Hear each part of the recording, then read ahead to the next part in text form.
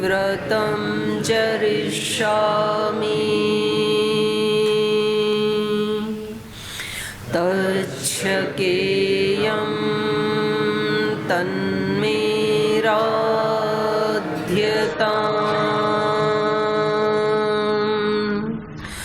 इदमहमनृतात् सत्यमुपैमि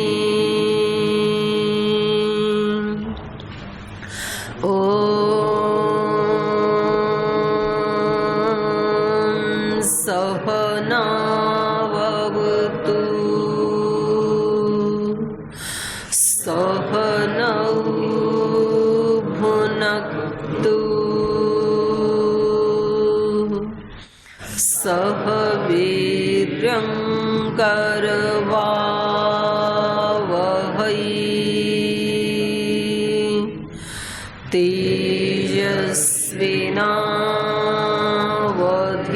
तेजस्विनावधीतमस्तु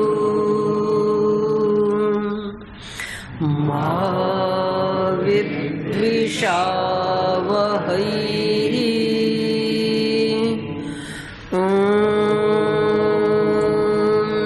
शान्ति शान्ति शान्तिः।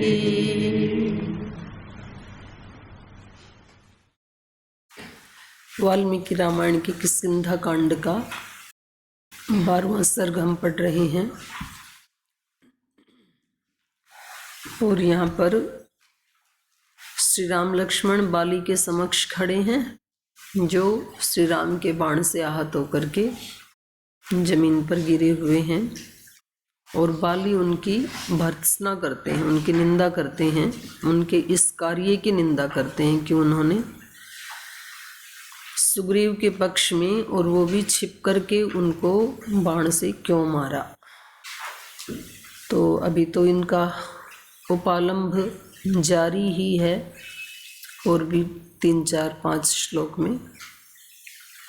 पीछे के पाठ से कुछ पूछना है किसी को, कोई प्रश्न? बोलो।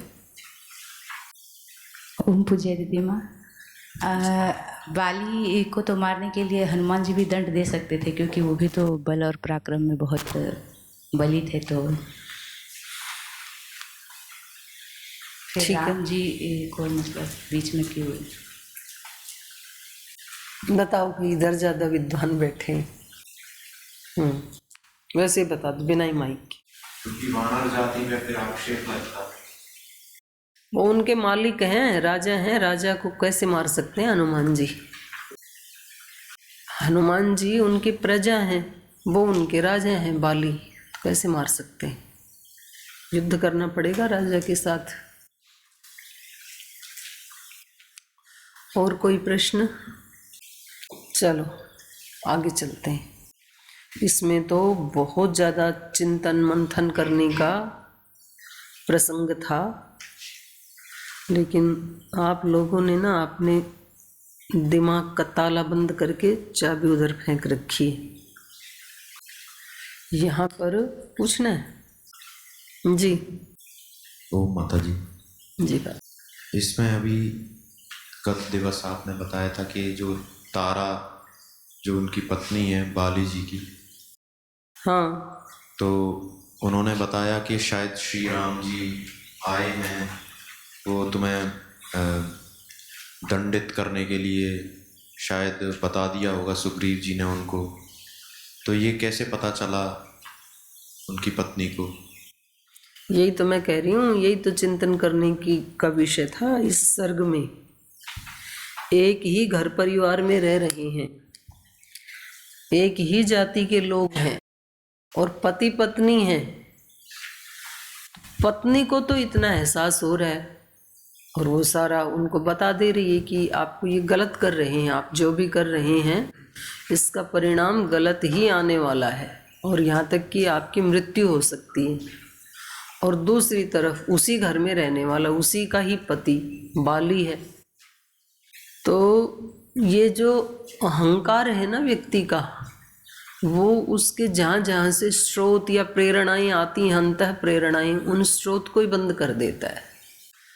सिचुएशन एक ही है, एक ही व्यक्ति सामने है, एक की अलग उस सिचुएशन में विचार धारणा अलग है, दूसरे की अलग है, पति की अलग है, पत्नी की अलग है, इसलिए दोनों का परिणाम भी अलग अलग है भाई।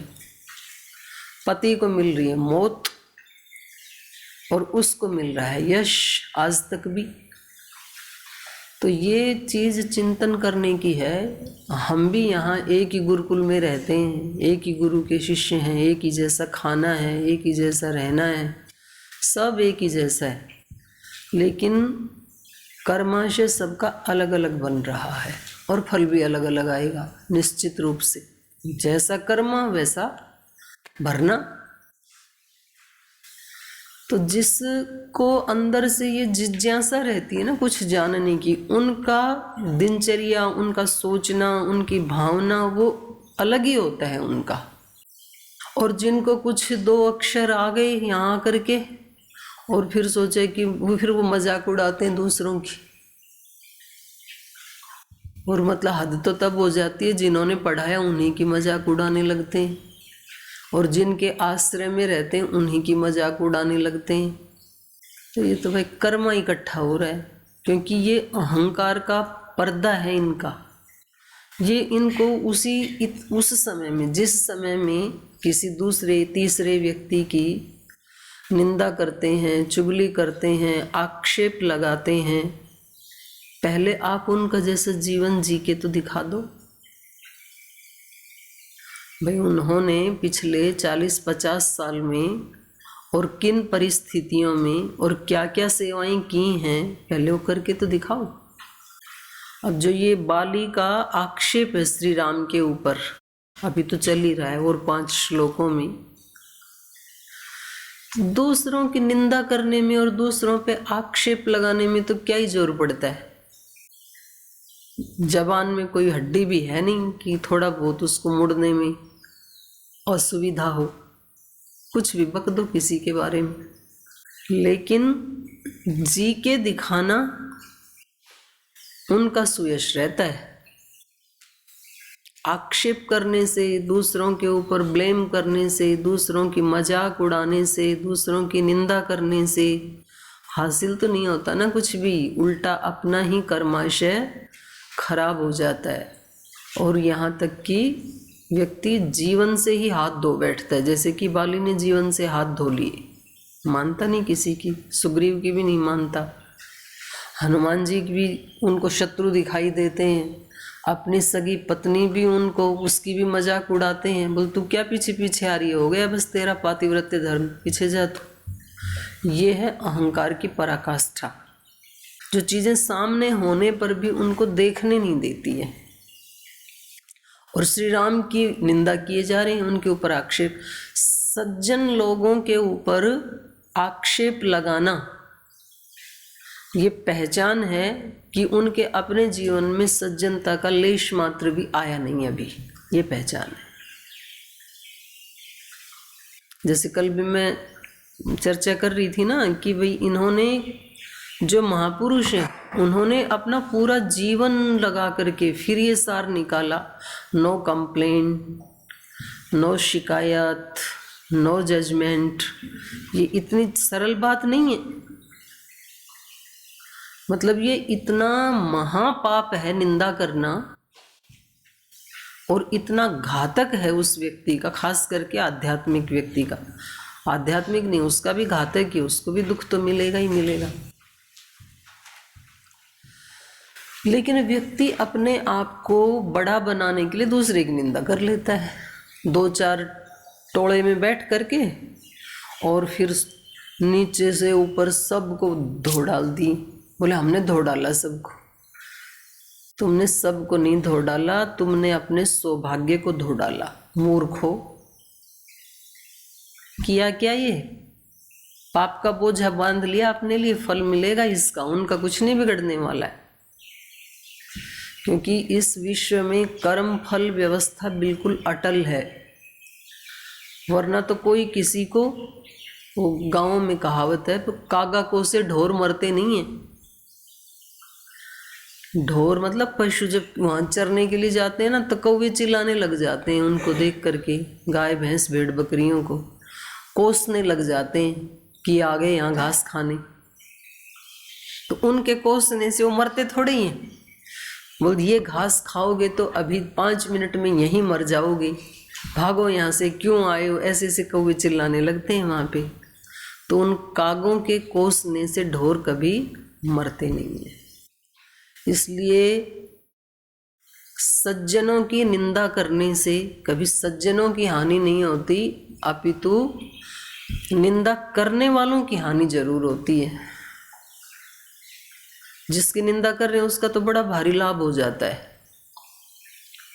इसलिए कबीरदास जी ने तो कहा कि भाई निंदक नियरे राखिए। पर अभी कबीरदास जी की बात को भी सच करने के लिए कोई पुरुषार्थ नहीं करना, और रामायण काल की तरह निंदक या असुर, उस समय तो जंगलों में रहते थे।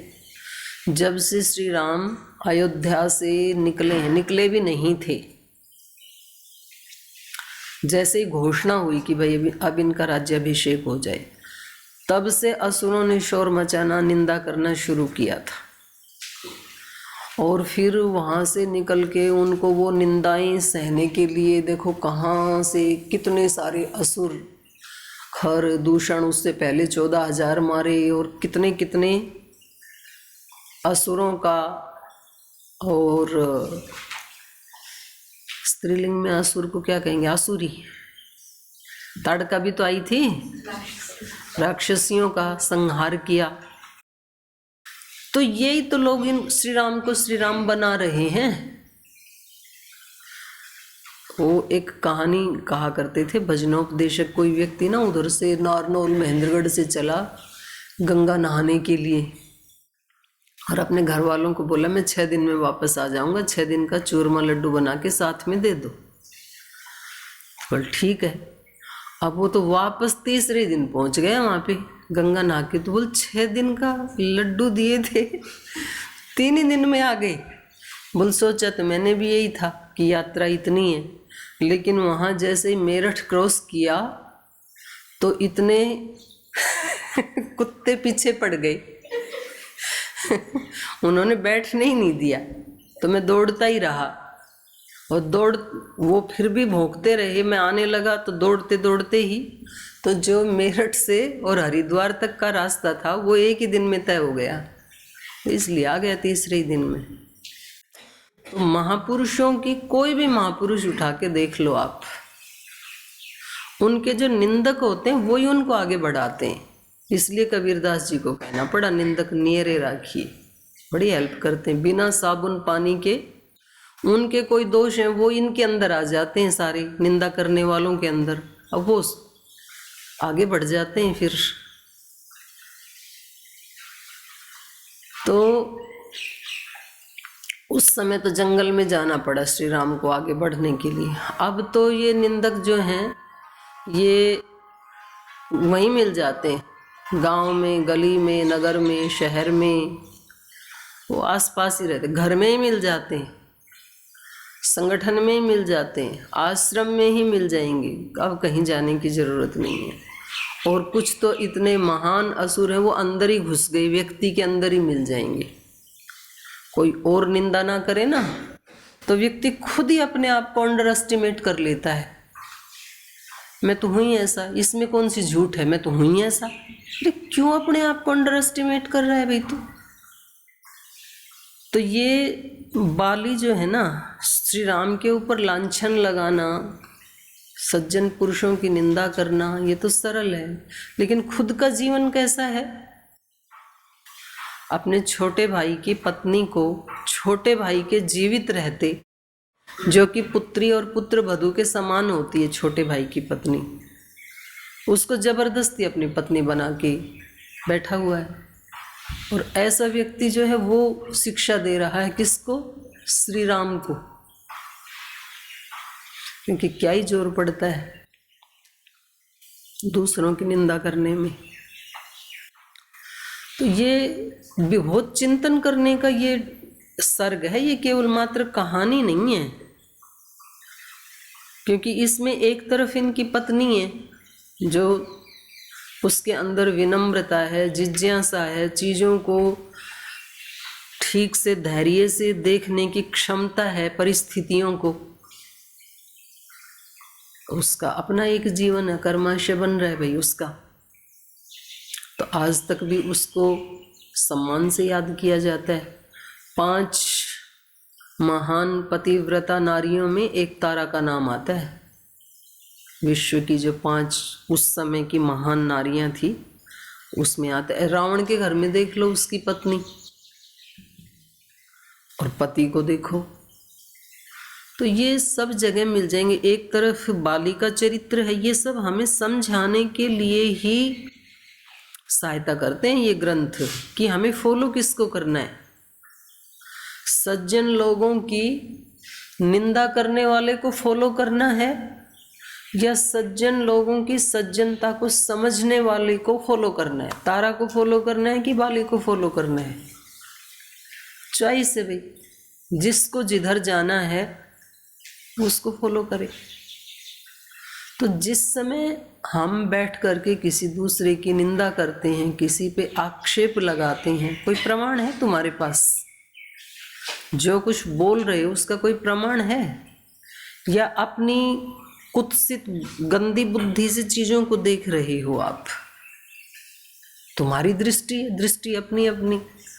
श्री राम के अंदर बाली को इतने सारे दोष दिखाई दे रहे हैं, अपनी दृष्टि, राम तो राम ही है। तारा को इतने सारे उनमें दिव्यता दिखाई दे रही है, दृष्टि अपनी। दृष्टि तो देखो दूसरा कोई चेंज नहीं कर सकता है, हमारी खुद ही करनी पड़ती है। और वो दृष्टि चेंज होती है। परसों भी श्रद्धेय आचार्य श्री बता रहे थे कि ये जो ध्यान आदि की जो पद्धति बताई है ना, ये कोई मात्र एक परिपाटी, एक परंपरा, और ये कोई ऐसे बहकाने के लिए या अपना मन बहलाने के लिए ऐसी परंपरा नहीं है। ये सुपर साइंस है, ये सबसे बड़ा विज्ञान है। धरती के जितने विज्ञान हो सकते हैं उन सब से सुपर विज्ञान है ये ही एक रास्ता है।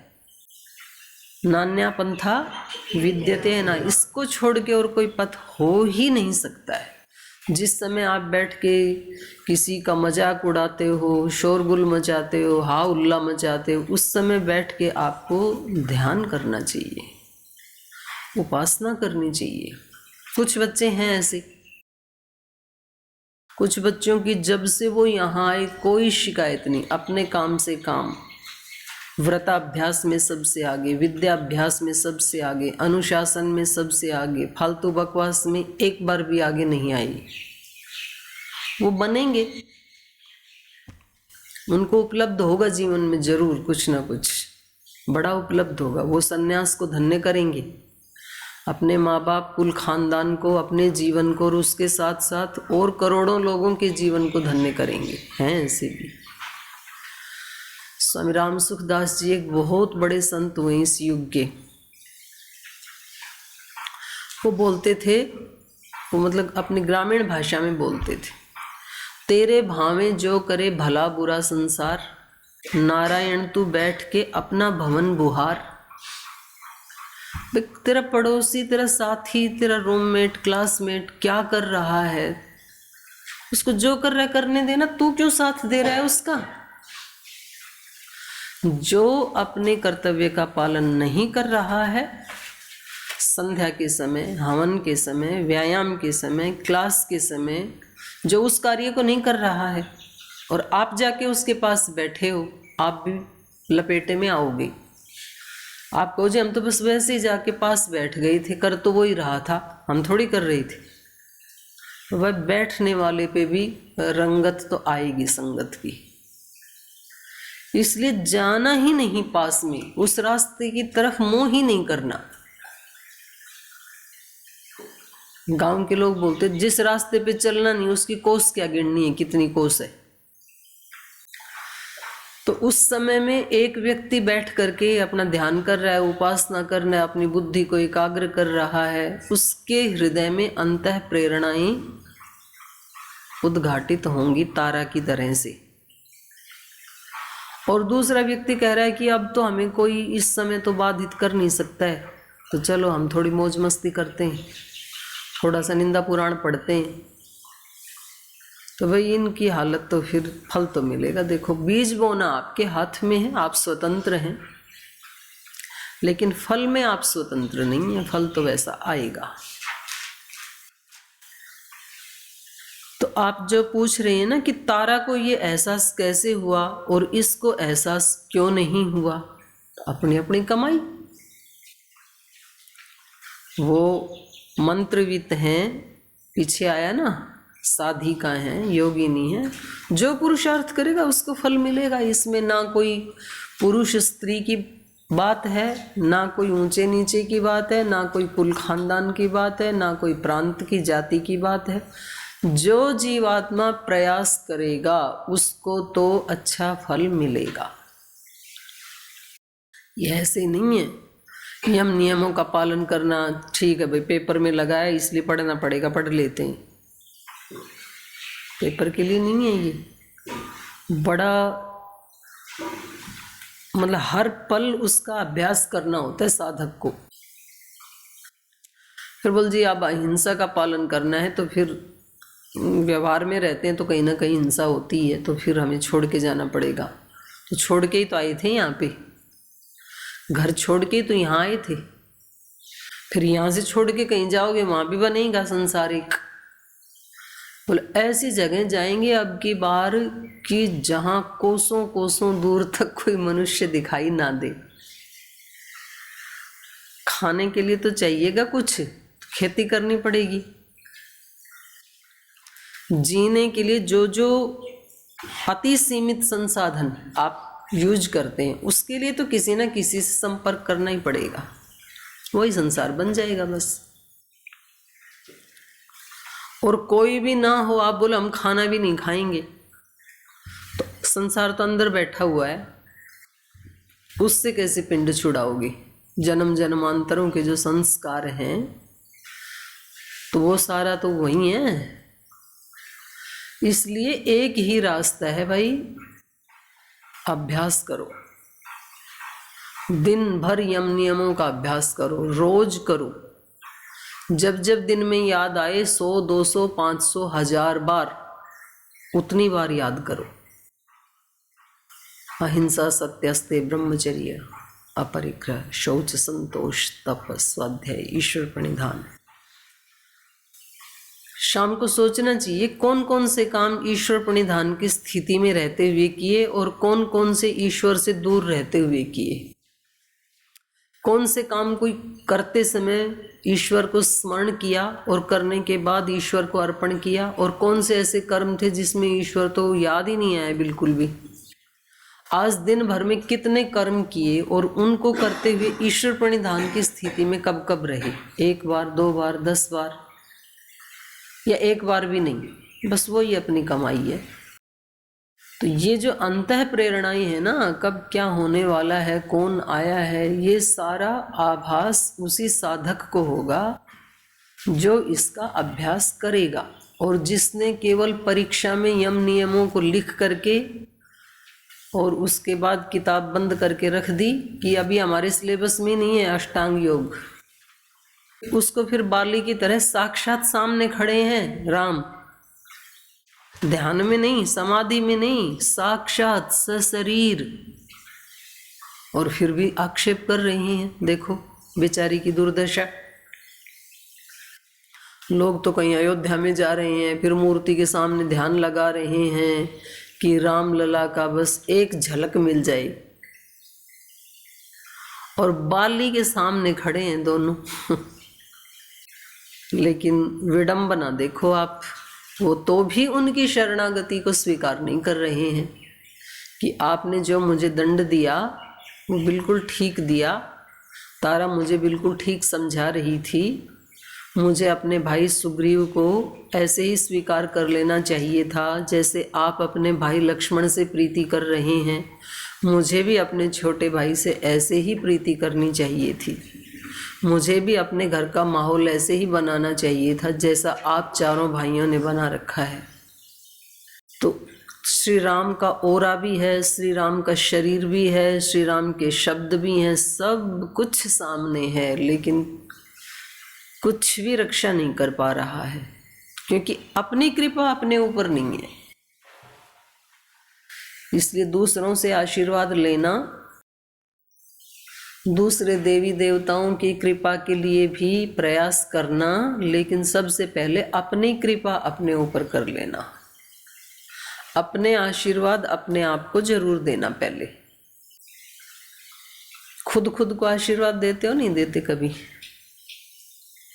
खुद को आशीर्वाद देते हो? नहीं दे लेना। अब जब परीक्षा हो, टेस्ट हो आपका, उस दिन खुद को आशीर्वाद देना। बोलना ढेर सारे आशीर्वाद, आज बहुत अच्छा पेपर जाने वाला है, आज जो पेपर में आएगा वो सब कुछ मिनटों में लिख डालूंगा मैं। जितने आशीर्वाद दे सकते हो अपने आप को उतने देना। और फिर कैसा पेपर गया वो मुझे भी बताना आके, क्या आपका अनुभव रहा। और जब आपके खुद के आशीर्वाद आपके ऊपर रहेंगे तो फिर गुरुओं के, माता पिता के, भगवान के, प्रकृति के, सिद्धों के, संतों के, वो तो अपने आप ही उतर आते हैं, फिर उनको कोई रोक नहीं सकता है। तपोधन जी, तारा और बाली के सोचने में इसलिए अंतर है कि दोनों के सोचने की, कर्म करने की डायरेक्शन अलग अलग है। वो अलग ढंग से सोचते हैं चीजों को, तारा अलग ढंग से सोचती है।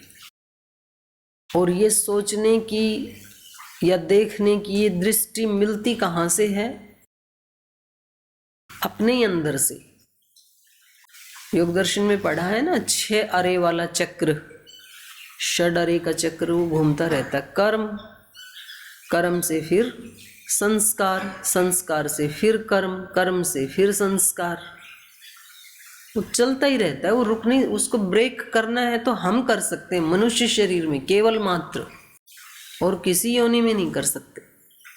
देव योनि में भी नहीं कर सकते, गंधर्व में भी नहीं कर सकते, केवल मात्र मनुष्य योनि में उसको ब्रेक किया जा सकता है।